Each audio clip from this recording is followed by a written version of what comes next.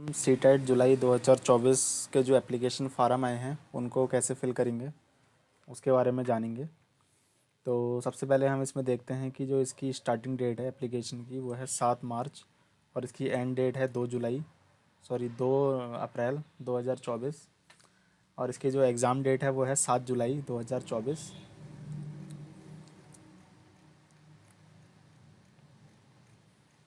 बाकी इसमें हम नीचे देखते हैं तो जो फ़ीस है, फ़ीस वो जनरल और ओबीसी कैटेगरी के लिए अगर सिंगल पेपर से फिल करेंगे फॉर्म तो 1,000 रुपये है। और अगर फर्स्ट सेकंड दोनों पेपर से अगर फॉर्म फिल करना है तो फ़ीस जो है वो 1,200 रुपये है जनरल और ओबीसी कैटेगरी के लिए। एससी एसटी और जो पीडब्ल्यूडी वाले कैंडिडेट्स होते हैं उनके लिए जो फ़ीस है सिंगल पेपर के लिए 500 रुपये और बोथ पेपर के लिए इनकी 600 रुपये फ़ीस है। तो दोस्तों अब हम फॉर्म स्टार्ट करते हैं। फॉर्म के लिए आपको सबसे पहले ऑफिशियल वेबसाइट पे आना है। इसका लिंक आपको डिस्क्रिप्शन में मिल जाएगा। लिंक पे क्लिक करते ही आप यहाँ पे पहुँच जाएंगे। यहाँ पे आपको रजिस्ट्रेशन का एक ऑप्शन दिखेगा, इस ऑप्शन पे आपको क्लिक करना है। क्लिक करने के बाद आपके सामने सारे दिशा निर्देश जो हैं वो यहाँ पे शो होंगे। दिशा निर्देश में दोस्तों आपको फ़ीस वगैरह की भी डिटेल यहाँ पे सब शो हो रही है। फ़ोटोग्राफ को कितनी केबी साइज़ क्या रखना है और जो आपका सिग्नेचर है वो किस डायमेंशन का रहेगा, किस साइज़ का फ़ोटो और सिग्नेचर आपको अपलोड करना है, वो सारी चीज़ें पासवर्ड की डिटेल वगैरह यहाँ पे दी हुई है, ये आप पढ़ लेना। फिर नीचे चेक बॉक्स दिया हुआ है, इस पर टिक करेंगे, क्लिक हेयर टू प्रोसीड पे क्लिक करेंगे। हमारे सामने एप्लीकेशन फार्म ओपन हो चुका है। यहाँ पे कैंडिडेट का नाम हमें एंटर करना है। कैंडिडेट का नाम दोस्तों जो हाई स्कूल की मार्कशीट में है उसके अकॉर्डिंग ही एंटर करना है आपको। फिर यहाँ फादर नेम एंटर करना है, थर्ड टाइम में मदर नेम एंटर करना है, फिर डेट ऑफ बर्थ एंटर करनी है, यहाँ डे सेलेक्ट करना है, इसमें मंथ और इसमें ईयर। उसके बाद दोस्तों जेंडर सेलेक्ट करना है आपको। उसके बाद आइडेंटिटी टाइप सेलेक्ट करना है। इसमें अगर दोस्तों आप आधार कार्ड सेलेक्ट करना चाहते हैं तो any other valid government identity with photograph इस ऑप्शन पे आप क्लिक करके इसको सेलेक्ट कर सकते हैं। आधार कार्ड से अदर कोई आईडी है तो वो आप यहाँ पे चूज़ कर सकते हैं। उस आईडी कार्ड का नंबर यहाँ पे डालना है। अगर आप आधार कार्ड सेलेक्ट करेंगे यहाँ पे आधार कार्ड का आप यहाँ पे नंबर डाल सकते हैं। उसके बाद दोस्तों नीचे है कॉन्टैक्ट डिटेल का ऑप्शन, इसमें आपको यहाँ पे अपने प्रेमाइसेस का नाम डालना है। यहाँ पे सब लोकल लोकेलिटी और ये ऑप्शन है दोस्तों, अगर आप इस लाइन को छोड़ भी देते हैं तो भी आपका फॉर्म सबमिट होगा। वैसे दोस्तों आप इसमें अपना वार्ड और जो आपका गली मोहल्ला पड़ता है उसका नाम यहाँ एंटर करिएगा। सेकंड वाले में अपना आप विलेज या कस्बा टाउन जो भी होगा उसका नाम एंटर करना। लोकेलिटी में दोस्तों आप अपना पोस्ट ऑफिस एंटर कर देना। इसके बाद यहाँ पे आपको अपनी कंट्री सेलेक्ट करनी है। कंट्री के बाद आपको यहाँ पे अपना स्टेट सेलेक्ट करना है। स्टेट के बाद आपको यहाँ पे अपना डिस्ट्रिक्ट सेलेक्ट करना है। डिस्ट्रिक्ट के बाद नेक्स्ट ऑप्शन है पिन कोड का, यहाँ पे पिन कोड आप एंटर करेंगे अपना। उसके बाद आपको यहाँ पे अपनी ईमेल आईडी एंटर करनी है, ईमेल एड्रेस के जस्ट नीचे कंफर्म ईमेल एड्रेस का एक ऑप्शन दिया हुआ है। सेम ईमेल आईडी यहाँ पे आपको टाइप करनी है ताकि ईमेल आईडी वेरीफाई हो सके। उसके बाद नेक्स्ट ऑप्शन दिया हुआ है मोबाइल नंबर का, यहाँ पे आपको मोबाइल नंबर एंटर करना है। उसके बाद आपको सेकंड टैब दिया हुआ है कंफर्म मोबाइल नंबर का, इसमें आपको मोबाइल नंबर जो आपने यहाँ एंटर किया था उसको यहाँ पे रीटाइप करना है, दोबारा से एंटर करना है। तो दोस्तों ये आपने अपनी कॉन्टैक्ट डिटेल यहाँ पे और एड्रेस एंटर कर दिया है। अब आपको यहाँ पे अपना परमानेंट एड्रेस देना है। जो ये वाला एड्रेस अभी हमने एंटर करा ये प्रेजेंट एड्रेस की डिटेल थी, जो कि आपके आधार कार्ड में जो एड्रेस है वो यहाँ पे एंटर करना है। परमानेंट एड्रेस दोस्तों वो होगा जहाँ का आपका स्थायी निवास प्रमाण पत्र है। अगर दोनों ही एड्रेस सेम है तो यहाँ पे एक चेक बॉक्स दिया हुआ है सेम एज़ प्रेजेंट एड्रेस, इस पर क्लिक करेंगे और दोनों ही एड्रेस जो हैं वो यहाँ से कॉपी पेस्ट होके यहाँ आ जाएगा दूसरा वाला। अगर आपके दोनों एड्रेस सेम नहीं है तो फिर आपको यहाँ पे अपना परमानेंट एड्रेस एंटर करना है सेम उसी मेथड से जैसे यहाँ ऊपर मैंने अभी आपको बताया। यहाँ पे आपको अपना गली मोहल्ला या वार्ड का नाम एंटर करना है, फिर आपके गांव या टाउन या फिर विलेज जो भी है उसका नाम आपको यहाँ एंटर करना है। यहाँ थर्ड लोकेलिटी वाले टैब में आपको पोस्ट ऑफिस एंटर करना है, कंट्री सेलेक्ट करनी है, स्टेट भी सेलेक्ट करनी है, डिस्ट्रिक्ट और पिन कोड, ये सारी डिटेल एंटर करनी है। उसके बाद दोस्तों नेक्स्ट ऑप्शन हम देखेंगे पासवर्ड बनाने का है। तो दोस्तों पासवर्ड में जो है वो एक आपका अपर कैरेक्टर होना चाहिए, एक लोअर कैरेक्टर होना चाहिए, एक स्पेशल और एक नंबर। तो इस टाइप से आपको पासवर्ड का कॉम्बिनेशन बनाना है। पासवर्ड की जो लेंथ है दोस्तों वो 8 डिजिट की होनी चाहिए, उससे कम पासवर्ड एक्सेप्ट नहीं होगा। तो अपने अकॉर्डिंग आपको यहाँ पासवर्ड बनाना है, सारी बातों का ध्यान रखते हुए। फिर कंफर्म पासवर्ड पे यहाँ पे जो आपने ऊपर पासवर्ड बनाया है उसको आप यहाँ पे एंटर करेंगे इस वाले टैब में। एक सिक्योरिटी क्वेश्चन आपको यहाँ से चूज़ करना है जो भी आपको सूटेबल लगता है। फिर उस सिक्योरिटी क्वेश्चन का आंसर आपको यहाँ पे टाइप कर देना है और इसको दोस्तों कैप्स लॉक में ही एंटर करना, कैपिटल लेटर में, ताकि आपको जो है इजीली याद हो रहे वो सब चीज़ें। और आपको क्वेश्चन भी ऐसा पिक करना है जिसको जो कि आप जल्दी ना भूलें उसको, ताकि जब आप पासवर्ड अपना कभी भूल जाते हैं तो रिकवर करते टाइम आपसे ये चीज़ें पूछी जाती हैं। उसके बाद दोस्तों नेक्स्ट ऑप्शन हमें दिखेगा सिक्योरिटी पिन का। तो सिक्योरिटी पिन जो दोस्तों नीचे आपके सामने ये कैप्चा कोड जो शो हो रहा है उसे आपको इस टैब में एंटर करना है। एंटर करने के बाद दोस्तों यहाँ पे सबमिट का बटन दिया हुआ है, सबमिट के बटन पे क्लिक करेंगे। सबमिट के बटन पे क्लिक करते ही दोस्तों रिव्यू पेज का एक जो पॉपअप है वो आपके सामने शो होगा। तो इसमें ये लिखा हुआ है कि अगर आप इस पेज को अपनी डिटेल को रिव्यू कीजिए, अगर आपको कुछ करेक्शन करना है तो एडिट रजिस्ट्रेशन फॉर्म का जो बटन है उस पर आप क्लिक करके अपना रजिस्ट्रेशन एडिट कर सकते हैं। अदरवाइज़ अगर सारी डिटेल आपको सही लगती है तो सबमिट एंड सेंड OTP पे क्लिक करके आपको फॉर्म में आगे बढ़ना है। तो इसको हम यहाँ से क्लोज़ करेंगे और अपना जो एप्लीकेशन फार्म हमने रजिस्ट्रेशन फार्म जो भरा है उसको हम प्रॉपर चेक करते हैं। क्लोज़ करते ही दोस्तों हमारे सामने रिव्यू पेज हमारा ओपन हुआ है। इसमें आपको प्रॉपर सारी डिटेल, नाम, mother name, father name, date of birth, gender और जो आईडी कार्ड का नंबर है, एड्रेस, कॉन्टैक्ट डिटेल, ये सारी चीज़ें ही आपने प्रॉपर चेक करनी है। चेक करने के बाद आपको सारे ही चेक बॉक्स पे क्लिक करना है कि आपने सारी डिटेल प्रॉपर चेक कर ली है, इस चीज़ का कन्फर्मेशन देना है। आई एग्री पे क्लिक करना है, सबमिट एंड सेंड OTP के बटन पे क्लिक कर देंगे ताकि हमारे पास OTP आएगा और हम अपना फॉर्म रजिस्ट्रेशन जो है वो सक्सेसफुली कंप्लीट कर सकते हैं। तो इस पर हम क्लिक करते हैं। क्लिक करते ही दोस्तों एक कंफर्म का मैसेज यहाँ पे दिया हुआ है, do you wish to submit registration form and get OTP। अगर आप बिल्कुल श्योर हैं कि हाँ आपका फॉर्म ठीक है तभी आपको इस पर क्लिक करना है येस पे, अदरवाइज़ आप नो करके अपना रजिस्ट्रेशन फॉर्म अभी भी एडिट कर सकते हैं। बाद में शायद एडिट का ऑप्शन इसमें इनेबल ना हो, तो आपको खास ध्यान रखना है कि कोई भी डिटेल जो है वो गलत फिल ना हुई हो। अगर आप बिल्कुल श्योर हैं तो आप येस पे क्लिक करेंगे और फॉर्म में आगे बढ़ेंगे। तो दोस्तों जो वन टाइम पासवर्ड है वो हमारे रजिस्टर्ड मोबाइल नंबर पे सेंड कर दिया गया है। तो आपको अपना मोबाइल चेक करना है। मोबाइल में जो OTP आई है उसको आप यहाँ पे एंटर करेंगे। सबमिट रजिस्ट्रेशन फॉर्म का नीचे बटन दिया हुआ है, इस पर क्लिक करेंगे। रजिस्ट्रेशन दोस्तों उस पर क्लिक करते ही रजिस्ट्रेशन फॉर्म हमारा कंप्लीट हो गया है। अब हमारा एप्लीकेशन फॉर्म हमें कंप्लीट करना है। उसके बाद तीसरा स्टेप जो है वो फ़ीस पेमेंट का है। तो हम अब फटाफट से अपना एप्लीकेशन फार्म ओपन करते हैं। कंप्लीट एप्लीकेशन फार्म का यहाँ पे आपके सामने बटन दिया हुआ है, इस पर क्लिक करना है। क्लिक करते ही दोस्तों हमारे सामने जो हमारा एप्लीकेशन फार्म है वो ओपन हो चुका है। इसमें दोस्तों टोटल 7 स्टेप दिए हुए हैं। 7 स्टेप में दोस्तों पहला कॉन्टैक्ट डिटेल कंप्लीट दिखा रहा है, बाकी की डिटेल हमें फिल करनी है। उसमें पर्सनल डिटेल्स का जो ऑप्शन है एक बटन दिया हुआ है, तो इस पर क्लिक करेंगे हम। क्लिक करते ही दोस्तों हमारे सामने पर्सनल डिटेल का टैब ओपन हुआ है। उसमें हमारी कुछ डिटेल ऑटो फिल आई है, candidate name, date of birth, gender, father's name और मदर्स नेम। इसके बाद की जो डिटेल है नेशनलिटी, कैटेगरी और जो नीचे के 2-3 सेक्शन है ये हमें फिल करना है। तो नेशनलिटी के ऑप्शन पे आप देखेंगे इंडियन आ रहा है ऑप्शन, उसको आप चूज़ करेंगे। कैटेगरी दोस्तों आप जिस कैटेगरी से बिलोंग करते हैं, general, SC ST OBC non creamy layer, तो वो आपको यहाँ कैटेगरी अपनी चूज़ करनी है। अगर जनरल कैटेगरी से हैं तो सर्टिफिकेट की ज़रूरत नहीं है। अगर आप किसी अदर कैटेगरी को सिलेक्ट करते हैं तब आपको सर्टिफिकेट की ज़रूरत रहती है। जिस डेट में आप फॉर्म फिल कर रहे हैं उस डेट में आपके पास उस कैटेगरी का सर्टिफिकेट होना चाहिए। अगर अभी आपके पास आपकी कैटेगरी का सर्टिफिकेट नहीं है या फिर वो एक्सपायर हो गया है तो अभी टाइम है, आप उसको रीन्यू करा सकते हैं। रीन्यू में दोस्तों 10 से 15 दिन का टाइम लगता है। अभी लास्ट डेट इसकी 2 अप्रैल है, तो आपको घबराना नहीं है। आपको अपना सर्टिफिकेट रीन्यू करके उसके बाद आप इस फॉर्म को कंप्लीट करें। तो हमारे केस में अगर आपके पास वैलिड सर्टिफिकेट है तो आप सेलेक्ट करेंगे, तो हम इसको सेलेक्ट करते हैं। उसके बाद दोस्तों यहाँ पे आपसे पूछा गया है कि कोई डिसेबिलिटी है, तो अगर है तो यस करना है, अदरवाइज़ इसमें नो करना है आपको। उसके बाद दोस्तों आपसे इसमें पूछा गया है डिसेबिलिटी कैटेगरी का ही एक और ऑप्शन है, तो उसमें आपको जब ऊपर वाले में आपने नो कराया तो इसमें भी आप नो करेंगे। उसके बाद दोस्तों यहाँ पे एम्प्लॉयमेंट स्टेटस पूछा गया है। अगर आप जॉब करते हैं कहीं पे एज अ टीचर तो आपको यहाँ दूसरा ऑप्शन सेलेक्ट करना है। अगर आप टीचर नहीं हैं लेकिन कहीं और जॉब करते हैं तो आपने वो सिलेक्ट करना है।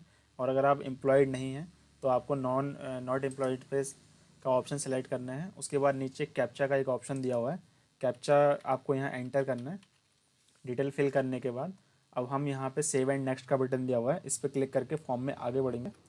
तो दोस्तों नेक्स्ट के बटन पे क्लिक करते ही अब हमारे सामने एग्जामिनेशन सेंटर की डिटेल जो है वो सिलेक्ट करने का एक ऑप्शन आया है, और हमने किस किस पेपर के लिए अप्लाई करना है, फर्स्ट सेकंड या बोथ, वो हमें यहाँ पे पहले चूज़ करना है।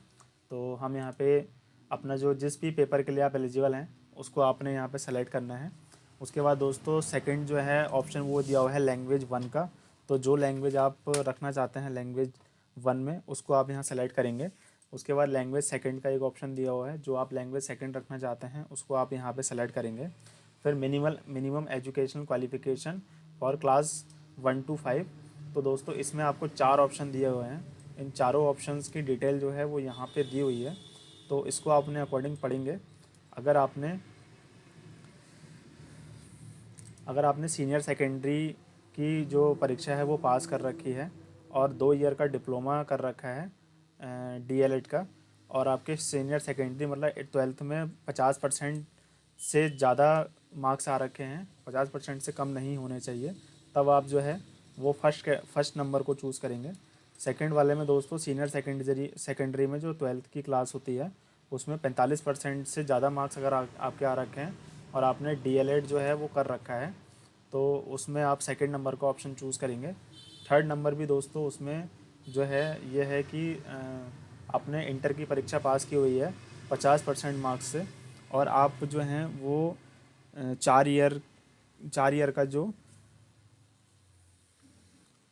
Bachelor of elementary education BLED जो होता है वो अगर आपने कर रखा है तो आपको तीसरे नंबर का ऑप्शन चूज़ करना है। और दोस्तों जो चौथा ऑप्शन है उसमें भी आपने 50% मार्क्स आपके इंटर में होने चाहिए, और आपने जो है 2 ईयर का diploma in education special education में अगर कर रखा है तो आप वो ऑप्शन चूज़ करेंगे।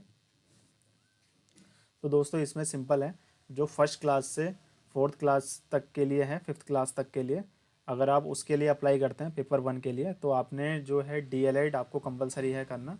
और अगर आपको उससे हायर एजुकेशन के लिए करना है 6 क्लास से लेकर के 6, 7, 8 के लिए, तो आपके पास बीएड की डिग्री होनी चाहिए। तो इसमें हमें ऑप्शन चूज़ करना है। ऑप्शन चूज़ करने के बाद दोस्तों हम यहाँ पे देखेंगे कि एक क्वालिफाइंग एग्ज़ाम जो है वो यहाँ पे पूछा गया है।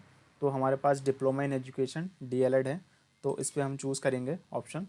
अब दोस्तों अगर जैसे आप सेकंड पेपर के लिए भरते हैं तो सेकंड पेपर का भी हम ऑप्शन देख लेते हैं। लैंग्वेज 1 सेकंड दोनों उसी तरीके से हमें सेलेक्ट करनी है।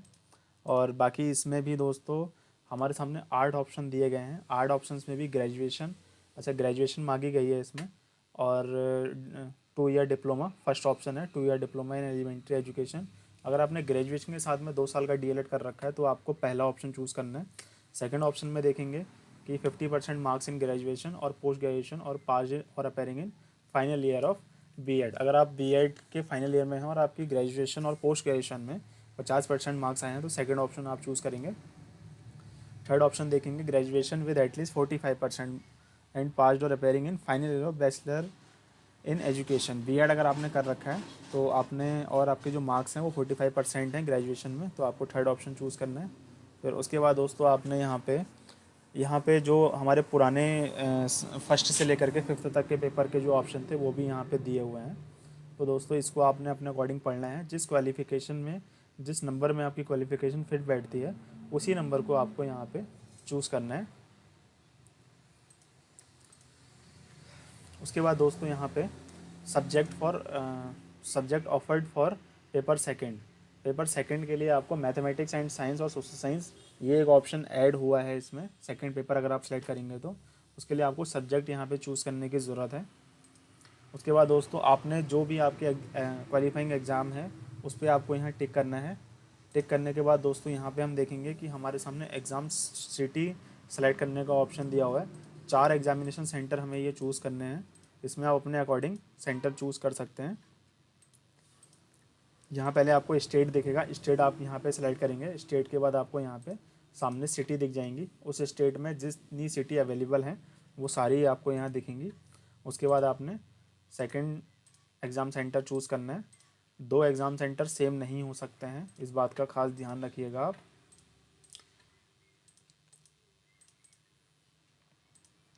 सारे चूज़ करने के बाद, सारा प्रॉपर फिल करने के बाद, अब हमारे सामने सिक्योरिटी पिन का एक ऑप्शन दिया हुआ है।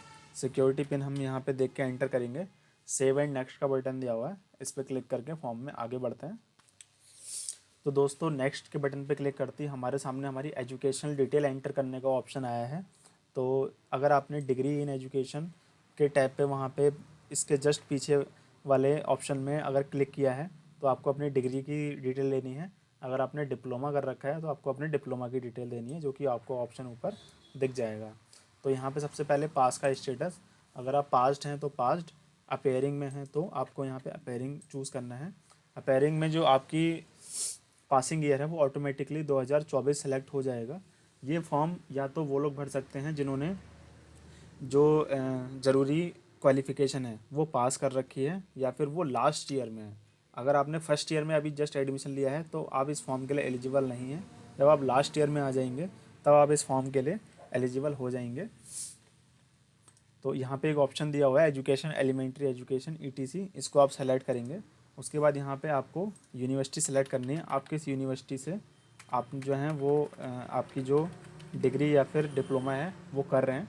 अगर आपको यहाँ पे अपनी डिग्री का ऑप्शन नहीं दिखता है तो यहाँ पे एक अदर्स का ऑप्शन दिखेगा, उस पर आपको चूज़ करना है। और अपनी यूनिवर्सिटी का नाम जो है उसमें उसमें आपको यहाँ पे टाइप करने का ऑप्शन आएगा, वो आपको यहाँ पे टाइप करके लिख देनी है। उसके बाद रिजल्ट मोड जो है ऑटोमेटिकली यहाँ पे सेलेक्ट का ऑप्शन नहीं आ रहा है, क्योंकि यहाँ पे हमने अपेयरिंग डाला हुआ है। अगर वहीं हम यहाँ पे पास डालेंगे तो फिर ये हमारा जो ईयर ऑफ पासिंग है वो हमें यहाँ पे सेलेक्ट करने का ऑप्शन देगा। उसके बाद हमारा कोर्स एक ही ऑप्शन है, वो हमें सेलेक्ट करना है। यूनिवर्सिटी भी हमें सेम तरीके से ही डालनी है।